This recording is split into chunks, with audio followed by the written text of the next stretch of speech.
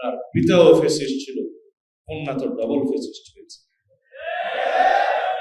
যারা বারে বারে বাংলাদেশের এই মানচিত্রকে করদ রাজ্য বানানোর জন্য বারে বারে সাংবিধানিক ভাবে চেষ্টা করেছে। কেন বললাম এই কথা? প্রথমবার সংবিধান সংশোধনী করে বাংলাদেশের একটি অংশ আরেক দেশকে দিয়ে দেয়া হলো, কিন্তু ওনার মনে ছিল না, সেই সার্বভৌম অধিকার ওনার ছিল না।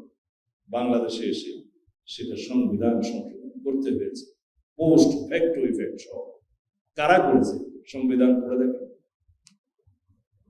যে গণতন্ত্রের জন্য, যে স্বাধীনতার জন্য, যে বৈষম্যহীন শোষণমুক্ত বাংলাদেশ গড়ার জন্য লক্ষ শহীদ জীবন দিয়েছে 1971 সালে, ভুলে গিয়ে মাত্র 4 বছরের মাথায় গণতন্ত্রকে পুলিশ করে দিল, বিলুপ্ত করে দিল, একদলীয় শাসন ব্যবস্থা কায়েম করলো।